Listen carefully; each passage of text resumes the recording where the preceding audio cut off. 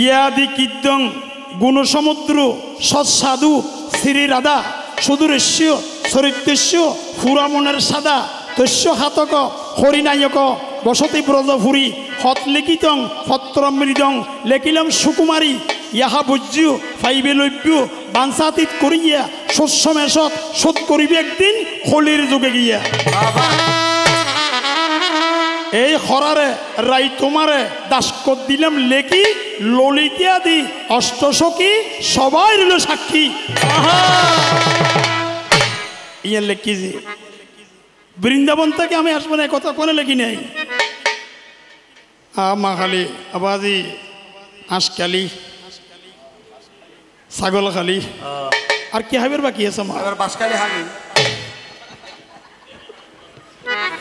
মা আর কি হাইবের বাকি আছে মা সদুন আছে যে চাই না দুর্গা পূজার মধ্যে গেলে কেউটাকে যা দেবী সর্বভূতেশ মাতৃপূর্ণ সংস্থিতা নমস্তুষ্য নমস্তুষ্য নমস্তুষ্য নম নম এটা আর আইটাকে জো মা আর ছেলেটাকে জো মা আর বাবারও মা মাসিরও মা ফিসিরও মা ব্যাগুর 14 গোষ্ঠীর মা তুমি আগে দিয়ে হলে কথা সুন্দর যাইব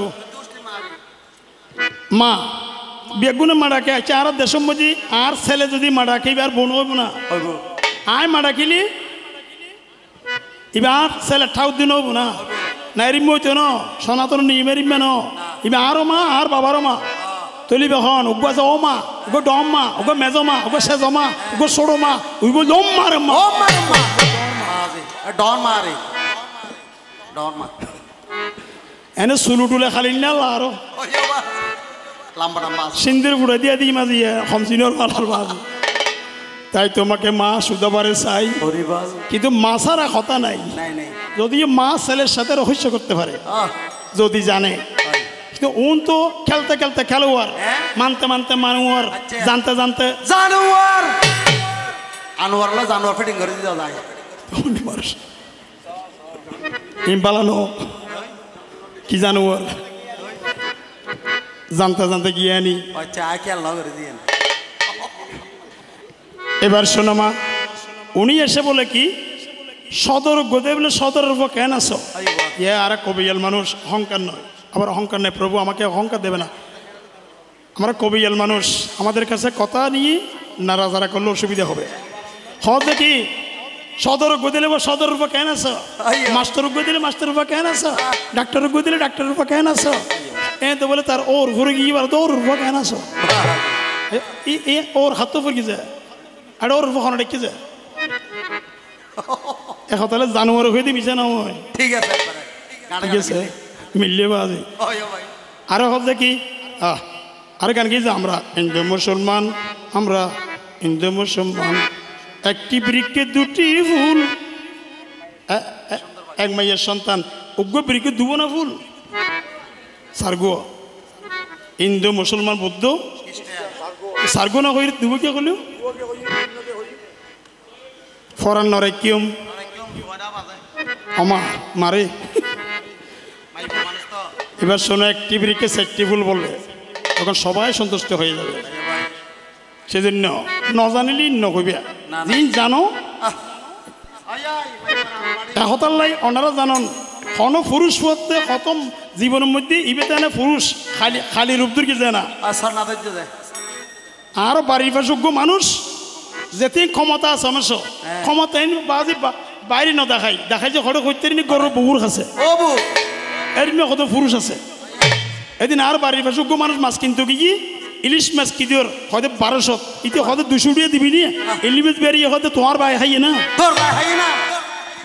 বাইজি এখন ইতিহারে কিছু না হয় বাজারত বাড়ির জিয়ের বউর আছে হ্যাং করে হ্যাঁ তার ভাই খাইয়ে না তার ভাই খাইয়ে না ই খড়ে হয়তো গরু বউর ওঠে বউ হয়তো বাজার গিয়ে দে অনড়ে কি ভাইয়ে না এটা বাজার নেই সাজার না ঘরত কিছু নিয়ে তার ভাই খাইনি কেন বুঝি হয়তো না ইলিশ মাছ কিনতে গেলাম 1200 দিয়ে হই 200 দিয়ে চাইতে আরে হয়তো তোর ভাই খাইয়ে না আমিও হইতে তার ভাই খাইয়ে না হদি হলে বাজারে দানা হইবে না রে কি হদে এটা হলে তো ফিডের দাঁড়ানো তো হদ খড়ো হইবে যে হদে ইম বাদ দিও আর গো পাইন দিও পাইন পত্তা করি বাদ খাইম বউ পাইন গো খড়ো পাইয়ে তার দিই ফুরিয়া না গই পত্তা করে দি ফুতা মিকে পাইন এতে পাইন ফুতি গই তো খড়ো হইতে না বিরিক ফিলত ও বাসে বাইনি বে সুমদি দিবে দুমদি গিয়ে ও মারমা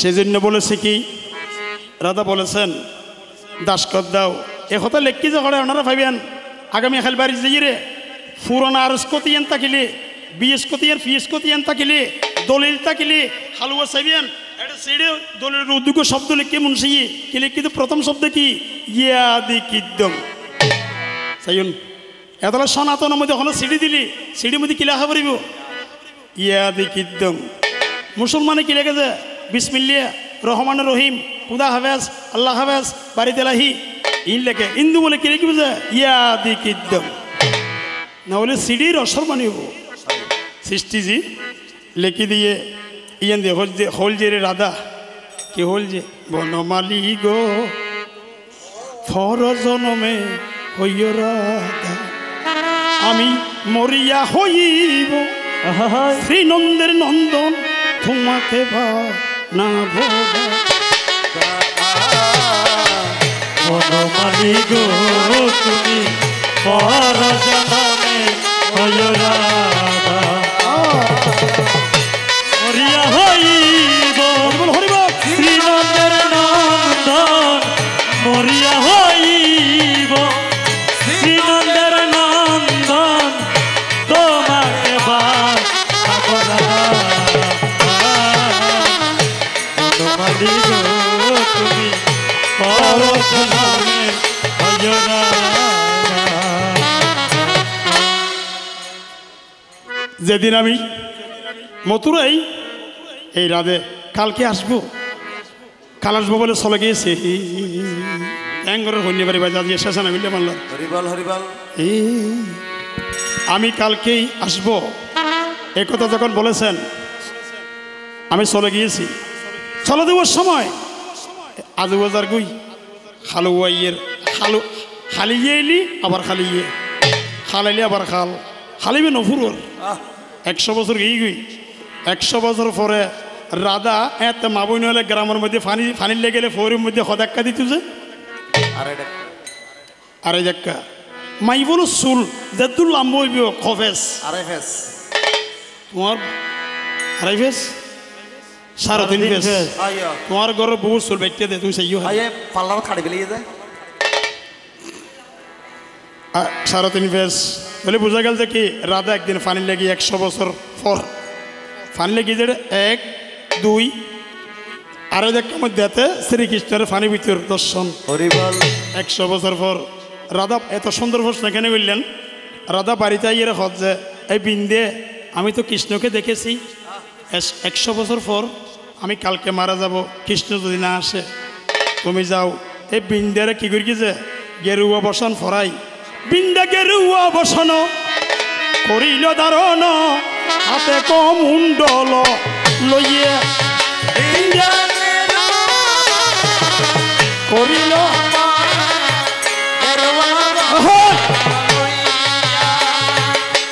গেরুয়া বসন করিল দারণ হাতে কমুণ্ডল লইয়ে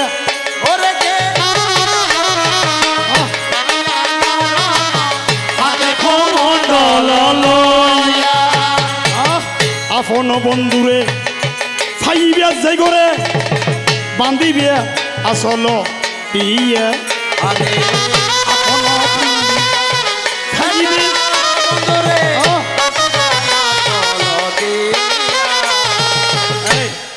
আপন বন্ধুরে যেখানে ভাবে সেখানে বান্ধিয়ে আনিবি এই রাধা যখন বিন্দে যখন মথুরায় গেল এটা কৃষ্ণ নাই এক ঘরের মধ্যে কৃষ্ণকে দেখেছেন এইবারে প্রশ্ন কৃষ্ণকে বলছে রাধা মারা যাবে প্রভু আপনি যদি না আসে আজকে যদি না যাও রাধা মারা যাবে ওই কৃষ্ণ হজে অন আগে আগে আনন আই পিছি পিছে আই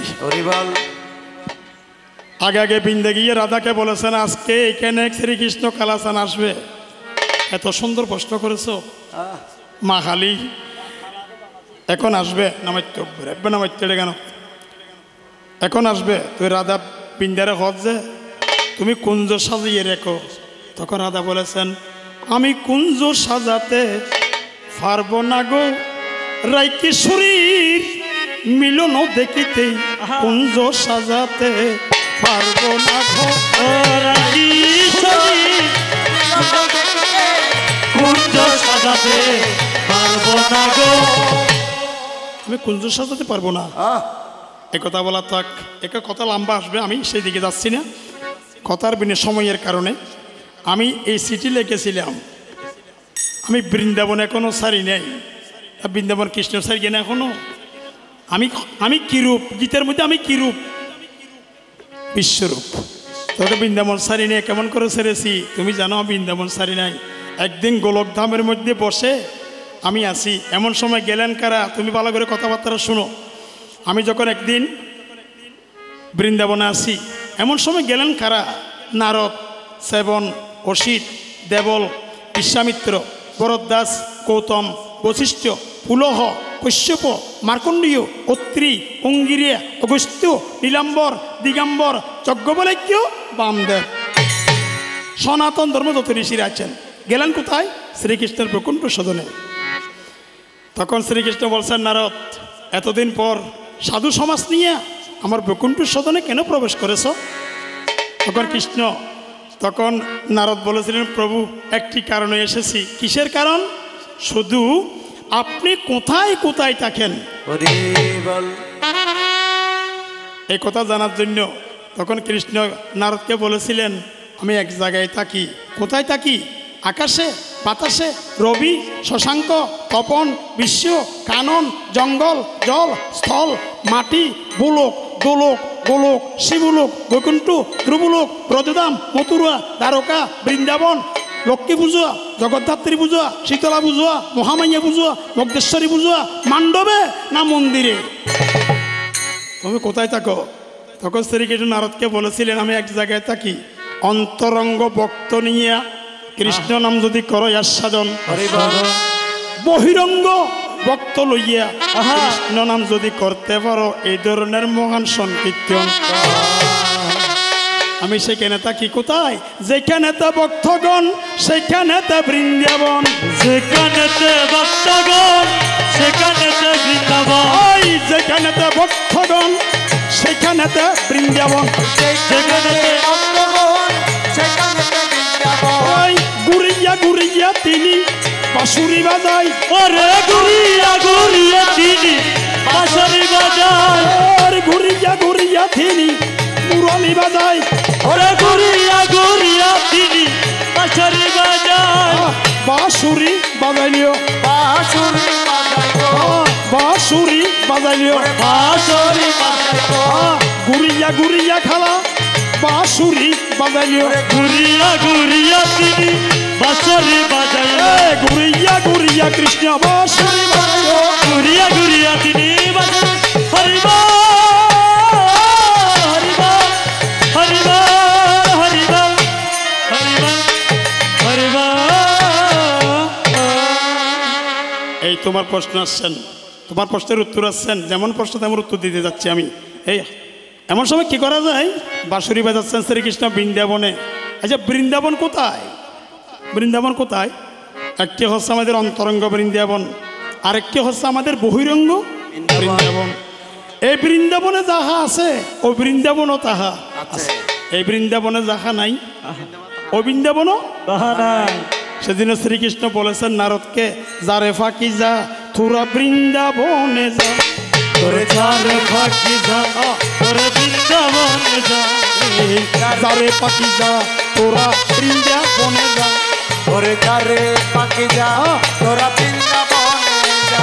ওরে যেখানে কৃষ্ণ নাম সেইখানে ব্রজধাম, ওরে যেখানে কৃষ্ণ সেখানে ব্রজধাম, কৃষ্ণ নাম অবিরাম সবার মুখে গা, কৃষ্ণ নাম অবিরাম সবার মুখে।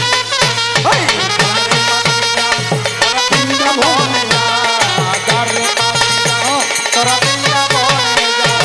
যেখানে কৃষ্ণ নাম সেখানে গোলকধাম, সেখানে গোলকধাম, কৃষ্ণ নাম অবিরাম সবার মুখে গা। ওরে যারে ফাঁকি যা তোরা বৃন্দাবনে যা, যারে পাখি যা তোরা বৃন্দাবনে যা। ছোট তখন আমি মথুরায় 100 বছর পর আসার 7 দিন আগে, 7 দিন বাকি আছে, আমি একটি অসুরের সাথে যুদ্ধ হয়েছে আমার। সেই অসুরের নাম কি? যেই অসুরের নাম দিনুকাসুর।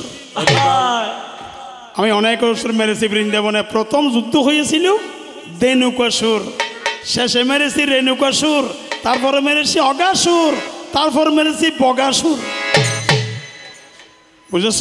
প্রথম আমি যুদ্ধ করেছি ওখানে ধেনুকাসুর নাম দৈত্য। তোমার প্রশ্ন একটি গেল, আরেকটি প্রশ্ন করেছে। প্রশ্ন পর্যন্ত হরিণ জানো আজি মাহালি। এটা গোপীচন্দ্রনাথ, এখানে লেখা আছে। গোপীচন্দ্র আমাদের ঘরে ঘরে কি এনেছেন? সনাতনের বাড়িতে বাড়িতে বাংলাদেশে একটি জিনিস এনেছেন। কি? জীবের নাম লক্ষ্মীর ফাসালি। কোথায় হতে এনেছিলেন? ভারতবর্ষ থেকে। এই লক্ষ্মীর ফাসালি এনে গোপীচন্দ্র সনাতনের বাড়িতে বাড়িতে সমর্পণ করে দিলেন। অনার প্রশ্ন তো গিয়ে গিয়ে বাজি ইয়া কেন করতাম ঘোষাই কেন প্রশ্ন করিনি তখন। এইবার এই প্রশ্ন দেরি বাজি ওকে কবি এলেরও প্রশ্ন দিচ্ছে। এটা যাক, সেই জন্য আমি তোমাকে নিতে চাই না সেদিকে। আমি এখন আসো ছোট করে তোমাকে প্রশ্ন দিতে চাই। আচ্ছা বাবা, এটা কিসের বাড়ি? লোকনাথ ধাম। মায়েরা মায়েরা বাবার কথা বলবেন না, একটু অনুরোধ শুধু। এটা লোকনাথ ধাম। আচ্ছা বলো দেখি, আর সনাতনের মধ্যে খালি খালি কয়জন? যে খালি 10 মহাবিদ্যা, 10টি খালি। আচ্ছা এখন আইয়ের খুবই একজনে ইয়ান দি আর পৃথিবীর মধ্যে খালি রূপ করিম মিয়া, খালি রূপন করিম মিয়া কালো। আচ্ছা আতকোয়ানজা খালিতি ধর্ম, অর্থ, কাম, মস্ক। আচ্ছা এখন মা খালি বলবে একটি আছে খালো খালি। খালো খালি বেগুনি চিনি, ওনারা ছোট মেলে বেগুনি চিনন। আরোগ্য আছে যে একেবারে সাদা খালি, আমার মতো সাদা, পোশাকের মতো। আরেকটি খালি টুকটুকে লাল, আরেকটি খালি সবুজ বর্ণের নীল খালি। এখন আমাকে বলবে কালো খালি, লাল খালি, সবুজ কালি, নীল খালি। কালো খালি এখানে আছে আমাদের এখানে, কিন্তু নীল খালির কোথায়? কেন সে খালি নীল রূপ ধারণ করতে হলো? আরেকটি খালি আছে সাদা, একেবারে সাদা। সেই খালির নাম কি? কোথায় সেই কালির বাসস্থান? কি কারণে উনি সাদা হয়ে গেল? আরেকটি খালি আছে একেবারে কি লাল, টুকটুকে, টুকটুকে লাল। সেই খালির বাসস্থান কোথায়? কি কারণে সে টুকটুকে লাল হয়ে গেল? জানিতে বাসনা আমারে, শুনিতে বাসনা,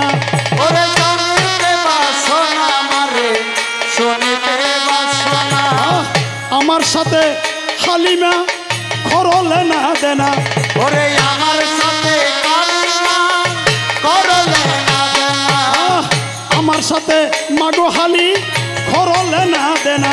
ওরে আমার সাথে মাগো হালি করলে না দেনা। তোমার আমার জগরা জানিও বাদ্র মাইশিয়া জ্বর। ওরে তোমার আমার জগরা জানি বাদ্র মাইশিয়া জ্বর। তোমার আমার জগরা হবে বাদ্র মাইশিয়া জ্বর। ওরে মন ভাঙিলেও জোড়া লই যাইব ওই 2-4 ঘন্টা ভর। ওরে মন ভাঙিলে জোড়া লইব 2-4 ঘন্টা ভর।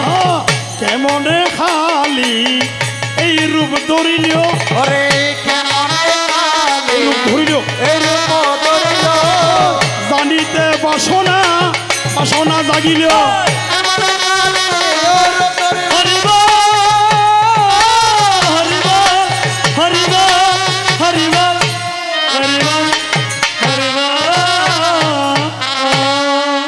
ওনারা জানিয়ে নেবেন খালি দত্ত আজকে এমন কালী দত্ত কেন আসবে? 1 নাম্বার মাহালি আরোগ্য প্রশ্ন করি যে মনসাপতি তার বাবা দা হয়ে যে মধ্যমধ্যে কেন এতুন সম্পর্কের বাইরে যে হরিবেক প্রশ্ন করে এতুন জানিলে হইবেক, যে না জানিলে আন্ন দিবে গেড়ে। ইবের ভিতরে নয়, ইবের ভিতরে তো হরিম যে প্রশ্ন কি? যেদিন বিপুল লক্ষ্মীন্দর স্বামী মারা গেল, স্বামীকে নিয়ে বিপুল হলার বেলা করিয়ে কোথায় গেল? দেবলোকে। স্বামীকে বাঁচাবার জন্য, স্বামীরে বাঁচাইবার লাগে আমার যেদিন বিফুল হয় খলার বেলা চুরি যার গুই হয় এখন যাচ্ছে না সাগরের মধ্যে ফাড়ি দিয়ে ওজনে এই জিয়েন খলার বেলা এঙ্গুরি গাইতে যে কি দি গন্ডালর সিং আর খলার বেলা কুড়ো দিয়ে যে কি